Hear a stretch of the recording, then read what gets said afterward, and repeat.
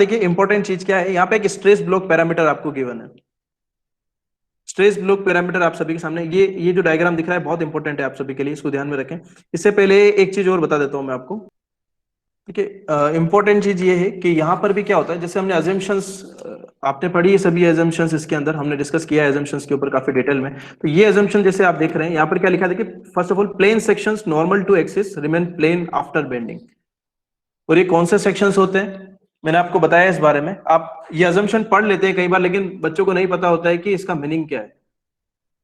इसको ध्यान में रखें, ये क्या चीज है, ये क्या बोलना चाह रहा है, मैंने आपको बताया था, किसी को याद है?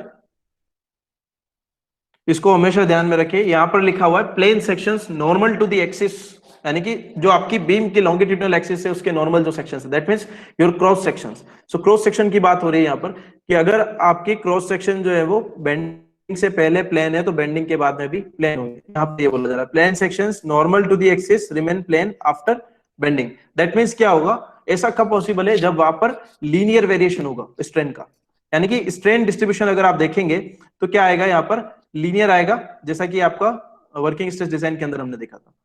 तो स्ट्रेस स्ट्रेन डिस्ट्रीब्यूशन हम देखते हैं किस तरह से होगा। जैसे अगेन मैं एक सेक्शन बना लेता हूं सबसे पहले।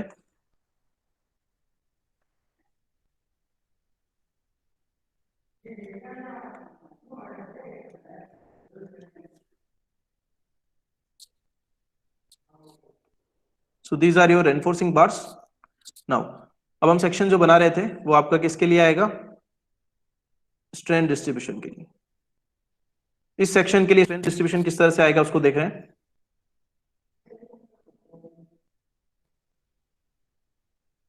It will be linear. So linear variation होगा, ये आपकी न्यूट्रल एक्सिस है। सो मैक्सिमम स्ट्रेन, ये सारी वैल्यूज आपको यहां पर गिवन है, जब आप देखेंगे कोड के अंदर आपको सारी वैल्यूज यहां पर गिवन है। मैक्सिमम स्ट्रेन कितना होगा आप इसको पढ़ेंगे तो आपको ध्यान में आ जाएगा। ठीक है, तो यहीं से मैं आपको बता रहा हूं, पेज नंबर 69 के रेफरेंस से मैं आपको बता रहा हूं।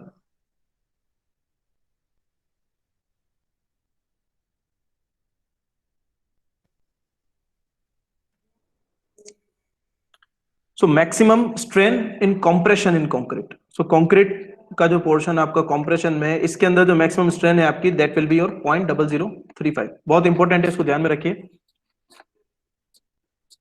ये आपके पास जो पैरामीटर वहां एन था उसको हम यहाँ पर लिमिट स्टेट मेथड में एक्सयू से रिप्रेजेंट कर रहे हैं, that is your depth of neutral axis. So एक्सयू will be the depth of neutral axis.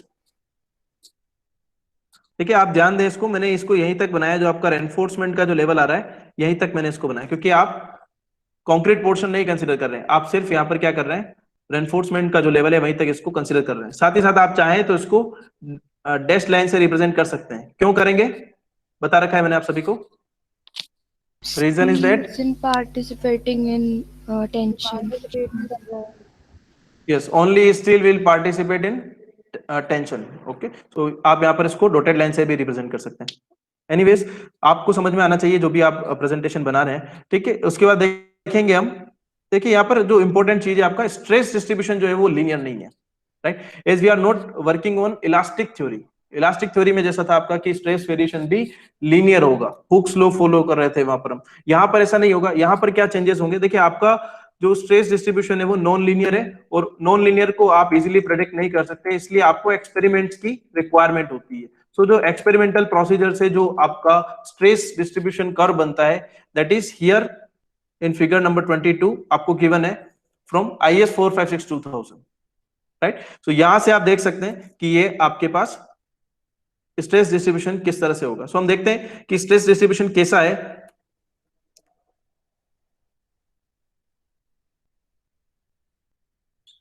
So initially a constant value we have on the extreme fibers,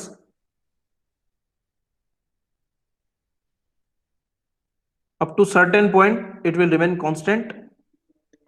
Now after that what will happen, it will turns into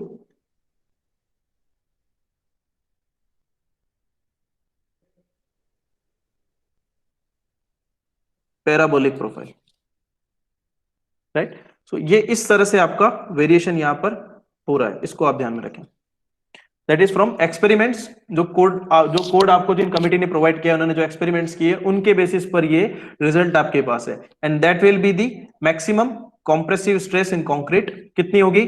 0.45 मैंने आपको बताया था, जो ये जो diagram आप देख रहे हैं इसके थ्रू मैंने आपको बताया था। एफसीके ओरिजिनल होती है फील्ड कंडीशंस में, जब हम बात करते हैं फील्ड कंडीशंस की तो वहां पर 67% हम अज्यूम करते हैं, और साथ ही साथ जब डिजाइन पॉइंट ऑफ व्यू से बात करें तो पार्शियल सेफ्टी फैक्टर अप्लाई करेंगे। सो 0.67 divided by 1.5, so it will comes out as, ये ध्यान में रखें आप, ये कहां से आया, so it will be your 0.45 FCK.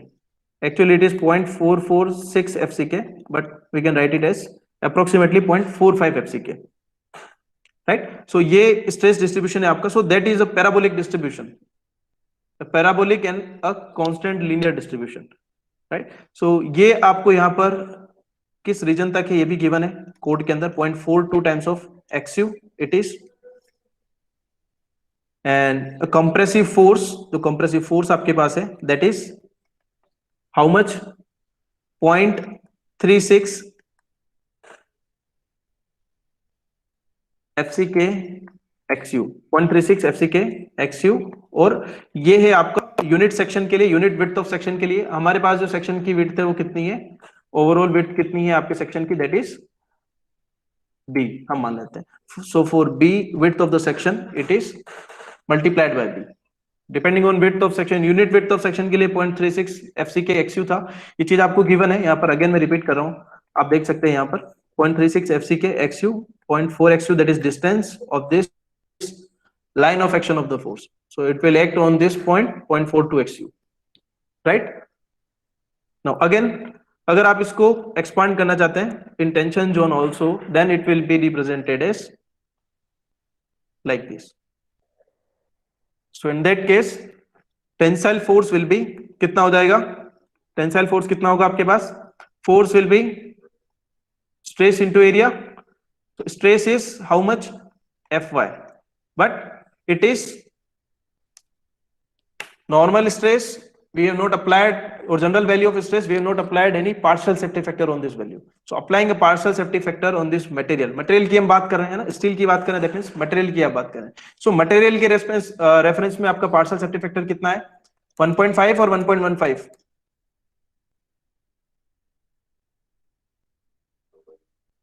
कितना है स्टील के रेफरेंस में?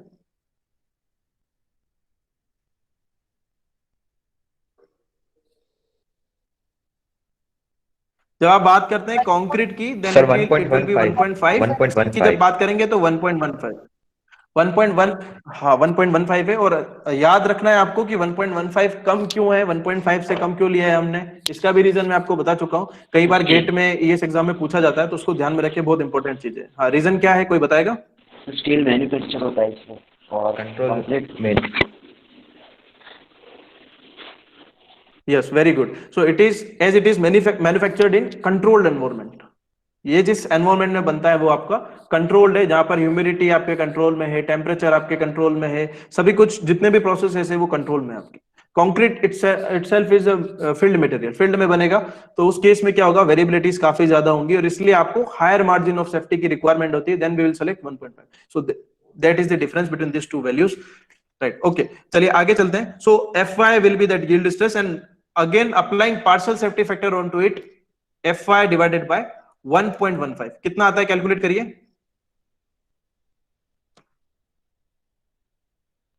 Fy डिवाइडेड बाय 1.15 कितना आ रहा है?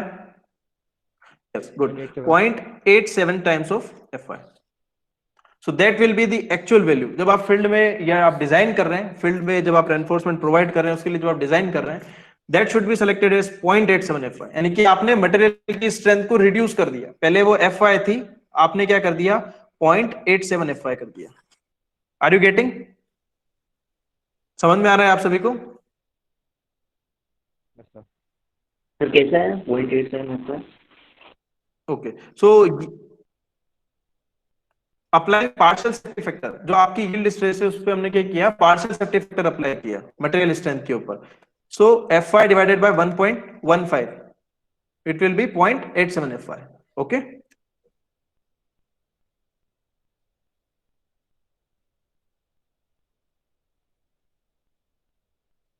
नाउ ये देखिए आप यहां पर, ये आपके पास कितना है 0.42 XU है, ये जो वैल्यू है आपके पास दैट इज योर डिस्टेंस। ये आपके पास कितना है, that is depth of neutral axis and it is XU only. इसको आप कैलकुलेट कर सकते हैं, XU माइनस 0.42 XU, करिए कितना आ रहा है।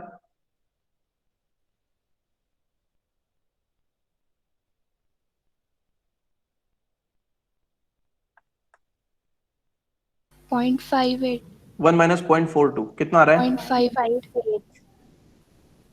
0.58 times of XU, we can write it as this. Okay, so ये वैल्यू हमने लिख दिया यहाँ पे, इसको थोड़ा सा और क्लियर कर देता हूं मैं, 0.58 XU।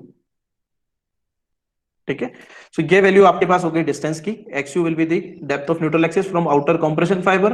अच्छा, एक चीज आप बताएं, यहां से जो टॉप कंप्रेशन फाइबर है वहां से आपका जो स्टील का जो लेवल है, ये डिस्टेंस कितनी होगी, how much, D, Capital D. small yes d. Good, it will B D, small d, not capital. Capital ये है, यहां देखिए, हाँ, यही वो कंफ्यूजन cover आपको आ होता है, ध्यान जाए- में रखिए इन चीजों को। cover आ जाएगा। हाँ, कवर को इंक्लूड करके जब लेंगे that will B capital D. यहां तक ले रहे हैं, जब रेनफोर्समेंट के सीजी तक लेंगे that will B small D, that is effective depth.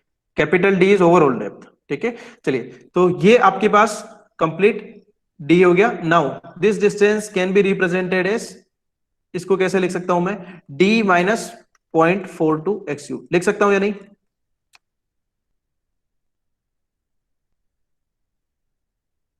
इतना समझ में आया कि नहीं, यस और नो। Yes, sir. Yeah.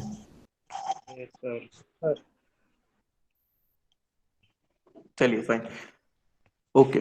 सो अब यहीं से सारा कैलकुलेशन आपका स्टार्ट होगा, इस पूरे डायग्राम की, इस फिगर की हेल्प से हम कैलकुलेट करेंगे।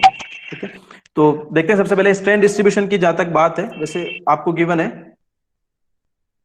ऑडियोज म्यूट कर दें अपने। सर सो स्ट्रेन डिस्ट्रीब्यूशन की जहां तक, हाँ बोलिए। सर ये स्ट्रेस डिस्ट्रीब्यूशन ये वाला तो समझ में आया कि क्या होता है ना, मतलब कैसे बनता है, पर ये होता है क्या है ये समझ में नहीं आया। ठीक, स्ट्रेस या स्ट्रेन कौन सा होता है, ये स्ट्रेस वाला। Stress, it is for strain. Okay, ये एक्चुअली आपको ये बता रहा है कि आपकी जो क्रॉस सेक्शन है बीम का, उसके अंदर स्ट्रेसेस किस तरह से वेरी करेंगी, रेंजिंग फ्रॉम, देखिए यहां पर ये आपकी सेक्शन की डेप्थ है, तो from 0 depth to D depth completely, and particularly we are interested in effective depth. So 0 to D depth के अंदर किस तरह से स्ट्रेस का वेरिएशन हो रहा है, वो आप देखेंगे। जैसे जैसे आप लोड अप्लाई करते हैं उसके बाद किस तरह से स्ट्रेसेस चेंज होती है। आपने पढ़ा होगा थ्योरी ऑफ सिंपल बेंडिंग के अंदर, आप इस तरह से स्ट्रेस डिस्ट्रीब्यूशन डायग्राम बनाते हैं, अभी हमने वर्किंग स्ट्रेस मेथड में भी देखा था। तो यहां से हम बोल पाते हैं कि लीनियर स्ट्रेस वेरिएशन है। लीनियर स्ट्रेस वेरिएशन यानी कि क्या हुआ, from top to bottom stress is varying in linear manner, right. So यहां से हम आइडेंटिफाई करते हैं, यहां पर आपने देख के बोल दिया ये पैराबोलिक है। सो फाइबर्स किस तरह से बिहेव कर रहे हैं under the action of loading, वो ये रिप्रेजेंटेशन है आपका। हर एक फाइबर के अंदर किस तरह से स्ट्रेसेस जनरेट हो रही है, ये रिप्रेजेंटेशन है। क्लियर है? Yes sir. चलिए, तो इंपॉर्टेंट चीज ध्यान में रखेंगे, स्ट्रेन की बात कर रहा हूं, स्ट्रेस नहीं। स्ट्रेन, मैक्सिमम स्ट्रेन और maximum compressive strain will be 0.0035। Similarly we can calculate this value also.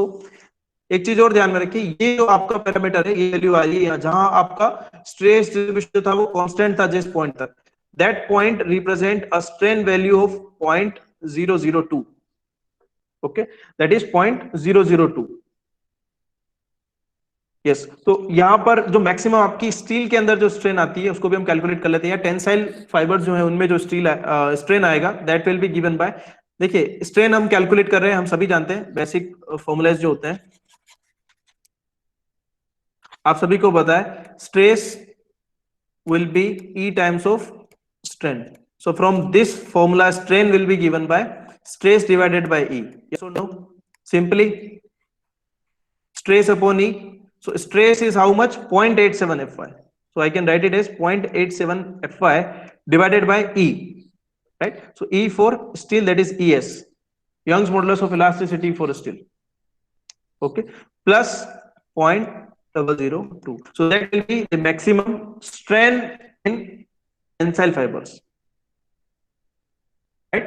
So ये डिस्ट्रीब्यूशन जो आपने पढ़ा था, यहाँ पे भी आप देख सकते हैं, जहां तक आपका डिस्ट्रीब्यूशन जो था लीनियर, आप बोल सकते हैं कांस्टेंट जो था, यहाँ पर जो वेरिएशन जो हो रहे थे वो 0.002 लिमिट थी आपकी। देन मैक्सिमम जो आपका स्ट्रेंथ वैल्यू था that is 0.0035, that is for concrete compression, ठीक।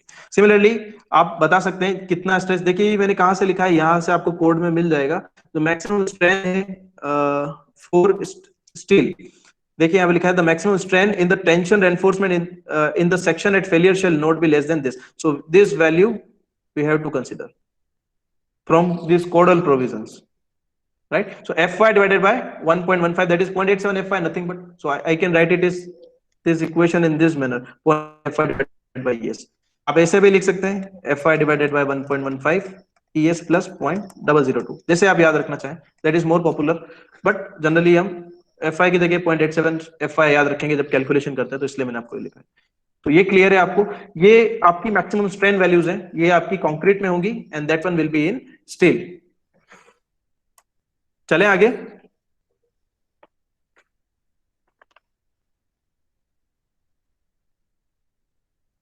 सर एक बार पुरानी वाली स्लाइड वापस निकालो ना।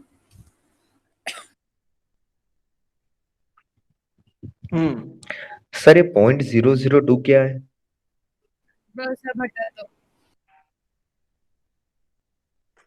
ओके, 0.002 आपका ये वैल्यू है जहां पर आपका कांस्टेंट स्ट्रेस वेरिएशन जहां तक आपने रीड आउट किया कर्व के अंदर, ये आप देख रहे हैं, ये डायग्राम जो देख रहे हैं स्ट्रेस ब्लॉक के अंदर, that is representing a constant variation 0.45 FC के, ये आप देख सकते हैं। इसके बाद क्या हुआ, पैराबोलिक हो गया, तो इसके रेस्पेक्टिव जो स्ट्रेंथ थी उस सेक्शन के अंदर या उस स्पेसिमेन के अंदर जिसकी आप टेस्टिंग कर रहे थे, that will B 0.002, that is from codal provision. ठीक है sir. Okay, now compressive force, देखिए ये वैल्यू जो मैंने यहाँ लिखी है इसको आप कैलकुलेट कर सकते हैं इजीली, 0.36 एफसी के एक्स क्यूब बी। कहां से आता है, पिछली बार जब आपने कॉम्प्रेसिव फोर्स निकाला था तो कैसे निकाला था, एनीवन, किसी को पता है? Force will be given by stress distribution आपके पास है, फोर्स कैसे निकालेंगे?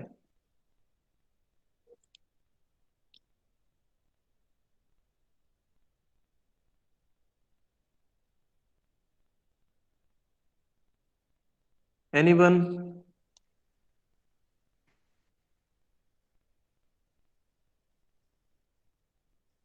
बेटा दो ही चीजें होती है, या तो आता है या नहीं आता है, इतना सोचने की तो जरूरत नहीं है। यस और no? Sir stress into area से, स्ट्रेस इनटू एरिया से। यस, स्ट्रेस इनटू एरिया नहीं, एरिया से, सिर्फ simple area of this stress diagram. Okay good, area of the stress diagram. आप सभी लोग ध्यान में रखें इसको, जब आपके पास कोई पर्टिकुलर स्ट्रेस डिस्ट्रीब्यूशन है, मैं अगर बोल देता हूं आपको कि ट्रायंगुलर स्ट्रेस डिस्ट्रीब्यूशन है, इन दैट केस इस डिस्ट्रीब्यूशन के कारण या इन स्ट्रेसेस के कारण कितना फोर्स जनरेट होगा आप उसको कैलकुलेट कर सकते हैं। कैसे करेंगे? By the area of this geometry. अगर आप इसका एरिया निकाल लेते हैं, अगर ये स्ट्रेस डायग्राम है और आप इसका एरिया कंसीडर कर रहे हैं, that means you are considering force. Is that clear?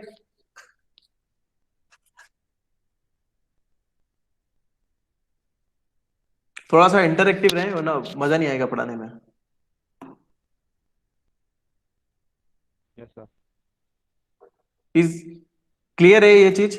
Area जब आप लेंगे स्ट्रेस डिस्ट्रीब्यूशन का, then it means it is force, we are talking about force. ये चीज क्लियर है? Yes sir. Yes sir. Yes, sir. Okay, so ये force होगा, लेकिन ये एक्ट कहां करेगा? That is on CG. बेटा बहुत सिंपल वे में आपको बता रहा हूं, ये सारी चीजें आपको नहीं मिलेंगी बुक्स में, ध्यान में रखिए इन चीजों को। ये चीज आपको, ये जो फोर्स आपने जो कैलकुलेट किया, हम सभी जान गए कि एरिया जब हम लेंगे that will be force, but where it will act, कहां एक्ट करेगा? सीजी। तो ये एक्ट करेगा on the CG of this distribution, right? तो सीजी पे एक्ट करेगा। अब इजीली हम, हाँ गुड, सो इजीली हम आइडेंटिफाई कर सकते हैं कि ये फोर्स कहां होगा और कितना मैग्नीट्यूड का होगा, राइट? सिमिलर सेम फंडामेंटल हम अप्लाई करते हैं। देखिए यहाँ पर, सो कॉम्प्रेसिव फोर्स निकालना है, that means area of the stress diagram under compression. Complete stress diagram की बात नहीं कर रहे हैं, सिर्फ कॉम्प्रेसिव फोर्स की बात कर रहे हैं हम।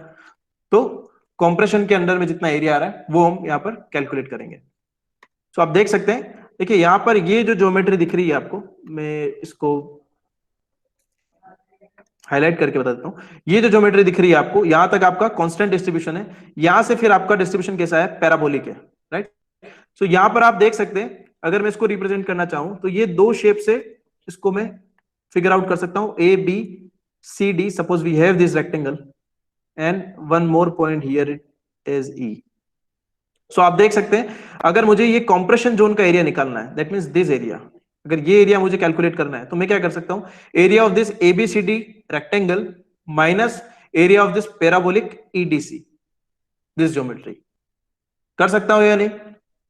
Yes. जो शेडेड एरिया है, जो कॉम्प्रेशन जोन का एरिया है, उसको निकालने के लिए मैं क्या कर सकता हूं, रेक्टेंगल का area ABCD minus area of this parabola CDE. Yes और no? Yes sir. Yes, sir. Okay, so area of rectangle कितना हो जाएगा, देखिए एरिया ऑफ रेक्टेंगल की जब आप बात करते हैं, सो इट इज 0.45 FCK और 0.446। I am taking this value as of now calculation के लिए। सो 0.446 FCK इज विड्थ और डेप्थ कितनी है, XU। यस, सो ये वैल्यू आपके पास कितनी आ रही है, ये एरिया हो गया, माइनस इसमें से डिडक्ट कर लेंगे हम area of this parabolic section. तो पैराबोला का एरिया आपको याद रखिए हमेशा 1/3 of height into base. Height कितनी है आप देखिए यहां पर कितना हो जाएगा आपके पास, 0.58 XU for this EDC parabola.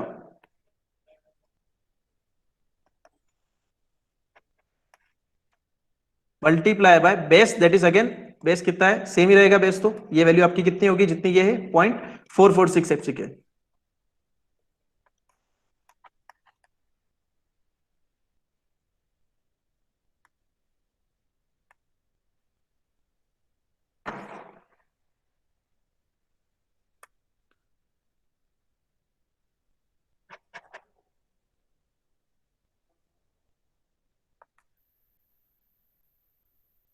ये चीज क्लियर है? इसको आप जब आप कैलकुलेट करेंगे तो आपके पास यही वैल्यू आएगी जो आपको कोड में गिवन है, 0.36 FCK XUB। ठीक है, तो आप इसको सॉल्व करके कैलकुलेट कर सकते हैं। तो ये वैल्यू यहां से आ रही है, आप ध्यान में रखिए, that will comes out as 0.36 FCK XU and it is for unit width B। जब आप कैलकुलेट कर रहे हैं, it is for unit width that is 1 metre. आप B विड्थ के लिए कैलकुलेट कर रहे हैं तो मल्टीप्लाई बाय B। ओके, तो ये आ जाएगा आपके पास फाइनल वैल्यू। क्लियर है? यहां तक समझ में आया कि नहीं सर? हाँ बोलिए। सर यस बोलिए। ये 1/3 कहाँ से आया, 1/3? That is area of this parabolic portion. Standard formula, जैसे अच्छा, ट्राइंगल तो का होता formula है है क्या? हाफ बेस इनटू हाइट, वैसे ही हम जब पैराबोला का लेंगे। हाँ हाँ, ओके स्टैंडर्ड फॉर्मूला है। ठीक है, चलिए। तो अगर ये सब कुछ आपको समझ में आ गया, देन आगे की चीज कोई ज्यादा हार्ड नहीं है, आप यहां से समझ सकते हैं जैसा हमने पहले किया है। कैसे निकालते हैं, depth of neutral axis will be given bye depth of neutral axis. देखिए कंफ्यूज आप हो रहे होंगे कि पहले भी हमने किया था, अभी हम वापस क्यों कर रहे हैं। पहले हमने किया था वर्किंग स्ट्रेस डिजाइन फिलोसॉफी के लिए, अब हम कर रहे हैं किसके लिए, लिमिट स्टेट डिजाइन मेथड के लिए। सो वापस से सेम चीज आपको करनी। So depth of neutral axis will be given by, कैसे निकाला था हमने, चेक करिए एक बार सभी जने, कैसे कैलकुलेट किया था सिमिलर आपने। ट्रायंगल प्रॉपर्टी से, ट्राइंगल सिमिलर वाला। सिमिलर ट्रायंगल हाँ, प्रॉपर्टी। वही। ओके, लेकिन यहां पर प्रॉब्लम क्या हो गई, यहां पर हम सिमेट्रिकल ट्रायंगल प्रॉपर्टी नहीं अप्लाई कर सकते ऑन स्ट्रेस डायग्राम। आप सभी को दिख रहा होगा स्ट्रेस वेरिएशन जो है वो डिफरेंट है। सो इन दैट केस हमको क्या करना पड़ेगा, यहां पर tension will be equal to compression, that is equilibrium condition जो है उसको कंसीडर करेंगे। सो टेंसाइल फोर्स कितना है और कॉम्प्रेसिव तो अभी हमने कैलकुलेट किया, ये जो है आपके पास कॉम्प्रेसिव फोर्स है। सिमिलरली टेंसाइल फोर्स आप निकाल सकते हैं कि नहीं, tensile force will be given bye, किस तरह से निकालेंगे, force will be again stress into area. Yes, good. Stress into area. Stress is how much? Stress कितना है आपके पास, 0.87 FY. Yield stress 0.87 FY after applying partial safety factor. For material, multiply by area, area किसकी बात हो रही है, tensile force will B beard by which material, steel, so area of steel it is required, so area of steel will be AST, so that will be your force, so tensile force अगर मैं लिखना चाहूं that will be 0.87 FY AST, compressive force अगर मैं लिखना चाहूं compressive force will be 0.36 FCK XU, right? so यहां से आप कैलकुलेट कर सकते हैं इजीली, जब आप इन दोनों को इक्वेट करेंगे, when we equate both of this T and C, both of these forces, you will get this equation, I am writing it, XU will be 0.87 FY multiplied by AST divided by 0.36 FCK B. More general, in more general term, it can be explained as, देखिए यहां पर मैं इसको D से divide कर रहा हूं next equation में, इधर देखिए XU by D, और यहां पर आपने डिवाइड किया है तो इधर भी आपको D से डिवाइड करना पड़ेगा,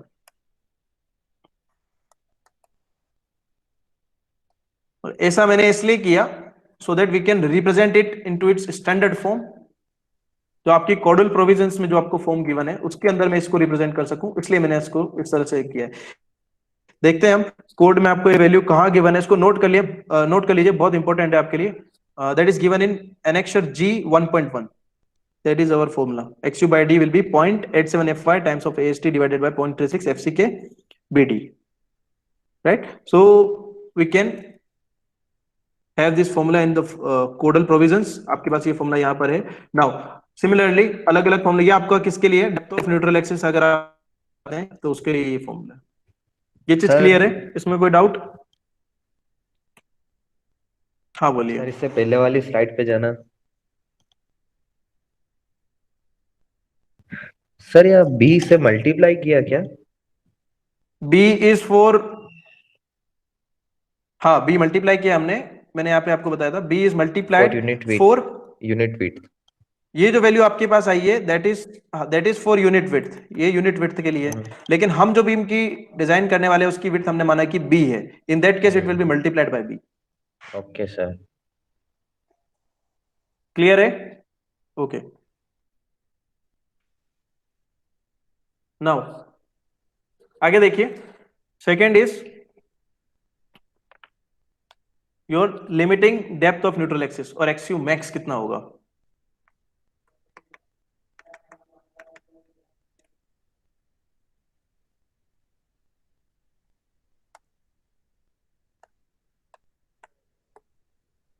XU is nothing but depth of neutral axis. So limiting depth of neutral axis will be given by XU equal to XU max, जैसा मैंने यहाँ ब्रैकेट में लिखा है, आप सभी को दिख रहा है, ठीक है? सो आप स्ट्रेंथ डिस्ट्रीब्यूशन जो आपने देखा है उसकी हेल्प लेंगे यहाँ पर हम। So in strength distribution we can, strength distribution जहां आपने बनाया है वहां से देखिए, यहां से हम क्या कर सकते हैं, स्ट्रेंथ डिस्ट्रीब्यूशन से हम इजीली कैलकुलेट कर सकते हैं XU मैक्स कितना होगा। किस तरह से करेंगे, हम ये मान लेते हैं कि XU will be XU max, in that case how we can calculate this value, so we will use symmetrical triangle property, ठीक है? तो ये जो आपको ट्रायंगल दिख रहे हैं यहाँ पर, that 1 2 3 and 4 5, so in 1 2 3 and 3 4 5 this two triangle we will apply symmetrical triangle property.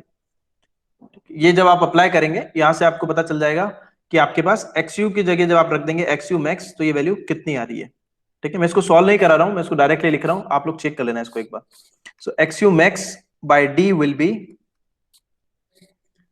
0.0035 divided by 0.87 FY divided bye ES plus 0.0055, ठीक है? देखिए ये इक्वेशन इंपॉर्टेंट नहीं है हमारे लिए क्या इंपॉर्टेंट है, इससे जो आउटकम आ रहा है वो इंपॉर्टेंट है। That means limiting depth of neutral axis, यानी कि मैक्सिमम से maximum depth of neutral axis कितना पॉसिबल है। और आप इस इक्वेशन में देख सकते हैं कि it does not depend on concrete की स्ट्रेंथ पे डिपेंड नहीं करता है, it is only dependent on steel, right? So जैसे जैसे स्टील की ग्रेड आपकी चेंज हो जाएगी, Fe 415, Fe 500, Fe 550 जो भी आप यूज कर रहे हैं, Fe 250, in that case this value of XU max by D, that is maximum neutral axis आप कितनी रख सकते हैं, वो चेंज हो जाएगा। ये आपको वेरिएशन जो होगा वैल्यूज में वो आपको देखने को मिलेगा यहाँ पर कोडल प्रोविजन से। ये आपको यहाँ पर टेबल गिवन है, उसके अंदर आप चेक कर सकते हैं। देखिए यहाँ पर ये टेबल है, नोट गिवन है आपको, ये 70 पेज के ऊपर है। यहाँ पर देखते हैं F Y is given 250, 415, 500। So different values of F I we have X U max by D, right. So 0.53, 0.48, 0.46 ये सारी वैल्यूज हमको यूज करनी पड़ेगी जब हम न्यूमेरिकल करेंगे, डिजाइन प्रॉब्लम्स में जब हम आएंगे। तो ध्यान रखिए इनका, ये वैल्यूज कहां से आ रही है, नोट कर लीजिए। पेज नंबर 70 के ऊपर है x U max by D values. Clear है यहां तक? Yes, sir. ओके। ईएस की जो वैल्यू आप सभी जानते हैं 2 × 10⁵ न्यूटन पर mm square. So I think it will be enough for today. Sir factor of safety और लोड फैक्टर एक ही बात होती है? नहीं, अलग बात होती है। मीनिंग्स आप बोल सकते हैं, दोनों को यूज करने का पर्पस जो है वो सेम है, दोनों सिमिलर है बट सेम नहीं है। क्योंकि फैक्टर ऑफ सेफ्टी आपने यूज किया था वर्किंग स्ट्रेस डिजाइन मेथड में, और जो सेकंड आपने बताया लोड फैक्टर, उसको हमने यूज किया है अल्टीमेट लोड मेथड में। Okay sir. दोनों का पर्पस सेम है, लोड को एग्जैगरेट करते हैं हम, बट वैल्यूज में भी डिफरेंट, वैल्यूज अलग हो सकती है क्योंकि डिजाइन फिलोसॉफीज अलग अलग है, राइट। Okay sir. क्लियर है? चलिए ओके। और कोई डाउट किसी को?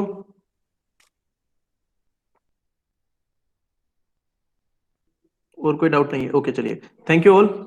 Thank you, sir. Okay.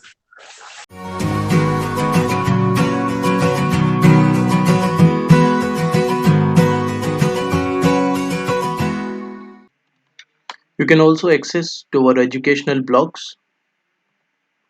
Please visit our website www.civilabhyas.com. These are the services in which we are dealing professionally.